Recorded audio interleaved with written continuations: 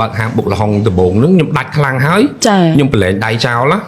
សឹងតែថាហូបបិទទៅវិញខ្ញុំអត់ដែរទៅមើលហាងសោះអ្នកនៅក្នុងហាងគេដល់ថ្នាក់គេចូលលុយគ្នាគេចូលលុយគ្នាទិញសัตว์អាហ្នឹងជារឿងពិតអ្នកទាំងអស់គ្នាដូចអ្នកទាំងអស់គ្នាបានឃើញវីដេអូមួយនេះចឹងហើយឃើញថ្ងៃខែដែលម៉ែសេះគាត់បានផុសហើយគឺថ្ងៃ26ខែ6 2022និយាយទៅហាងរបស់ខ្ញុំគឺបើកនៅចុងឆ្នាំ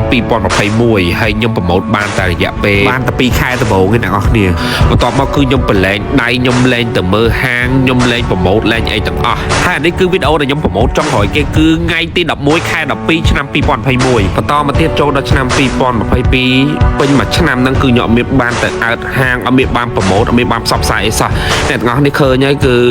ម៉ែសេះអីហ្នឹងគឺគាត់តនេមិនមែនតែម៉ែសេះគឺតនេពេញមួយហាងតែម្ដងអង្គុយលេងម៉ោងលក់ដូរអ្នកទាំងអស់នេះឃើញហើយគឺអង្គុយនេះគឺម៉ោងកំពុងតែលក់តែអត់មានភ្ញៀវចូលទេស្ងាត់ជ្រាបតែម្ដងពីដំបូងគឺភ្ញៀវនៅតែមានបន្តទេប៉ុន្តែដោយសារតែទីផ្សារប្រកួតប្រជែងហើយយើងអត់មានបានធ្វើទីផ្សារអីសោះអញ្ចឹងយើងស្ងាត់ពីមួយថ្ងៃទៅមួយថ្ងៃហើយខ្ញុំមិនដែលដឹងសោះថាអ្នកនៅក្នុងហាងហ្នឹងគឺគេចូលលុយគ្នា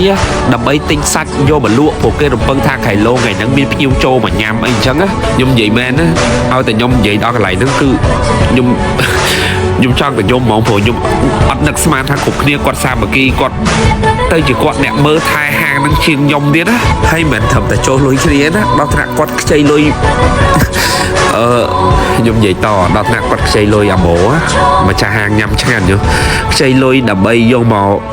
សងលុយគេដល់ពួកគាត់ជពាក់លុយបន្លែជពាក់លុយសាច់ដែលត្រូវយកមកលក់រាល់ថ្ងៃ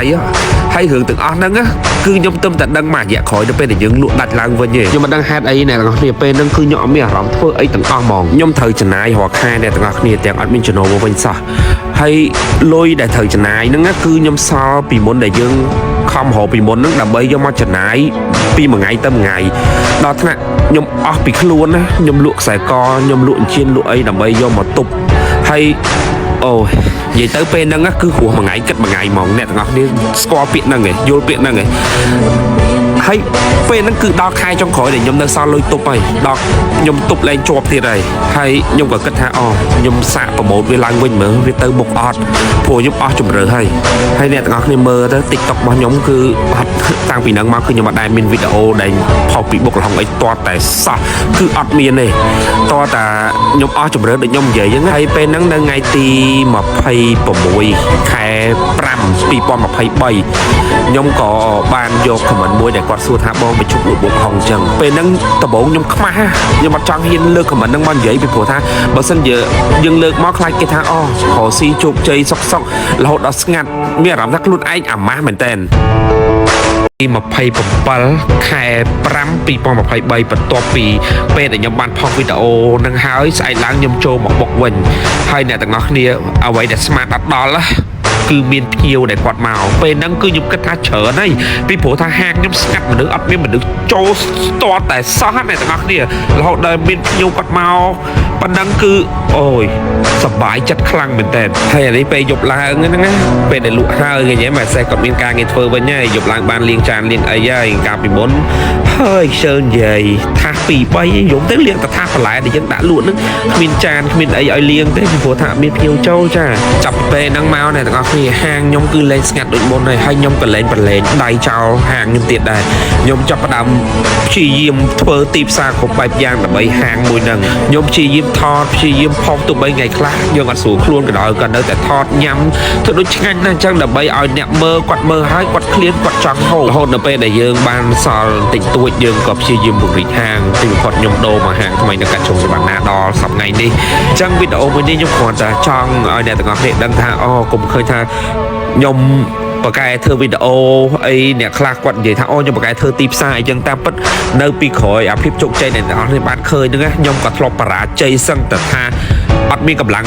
នឹងងើបមកវិញដែរប៉ុន្តែខ្ញុំនៅតែព្យាយាមម្ដងទៀតបើទោះបីជាពេលហ្នឹងខ្ញុំអត់មានសង្ឃឹមសោះអញ្ចឹងខ្ញុំគ្រាន់តែចង់លើកទឹកចិត្តដល់អ្នកទាំងអស់គ្នាខំប្រឹងបើទោះបីជាអ្នកទាំងអស់គ្នាកំពុងតែស្ថិតនៅក្នុងកលៈទេសៈណាក៏ដោយហើយមេរៀនមួយនេះខ្ញុំទទួលបានណាយើងត្រូវការពេលវេលាយូរដើម្បីជោគជ័យហើយបើសិនជាយើងហ៊ានតែធ្វើប្រហែសតែបន្តិចយើងនឹងបរាជ័យភ្លាមបើទោះបីជាយើងជាអ្នកណាល្បីប៉ុណ្ណាក៏ដោយមានតែអ្នកធ្វើឯងទើបយល់អារម្មណ៍មួយនេះ ខ្ញុំយល់គ្រប់ម៉ាត់នៅសម្ដីដែរតែម្ចាស់ហាង Corner និយាយព្រោះគ្រប់ម៉ាត់ឲ្យគាត់និយាយខ្ញុំឆ្លងកាត់អស់ហើយ8ឆ្នាំដែលខ្ញុំបើកហាងរកស៊ីបងប្អូនមិនមែនស្រួលមិនមែនល្អមើលដូចគេថាប៉ុន្តែខ្ញុំមិនដែរចោះចាញ់ទេបងប្អូនខ្ញុំចាំពាក្យមួយម៉ាត់គេនិយាយថាគេអត់ខ្វល់ទេថាយើងជួបអ្វីខ្លះគេអត់ខ្វល់ទេថាយើងពិបាកវេទនាអ្វីខ្លះ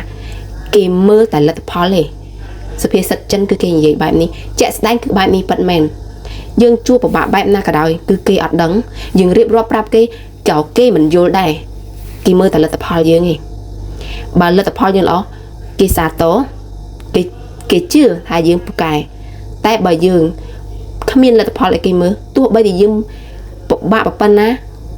គេមិនឲ្យតម្លៃចំពោះការលំបាករបស់យើងឡើយដូច្នេះហើយបងប្អូនរឿងតែមួយគត់ចំពោះអ្នករកស៊ី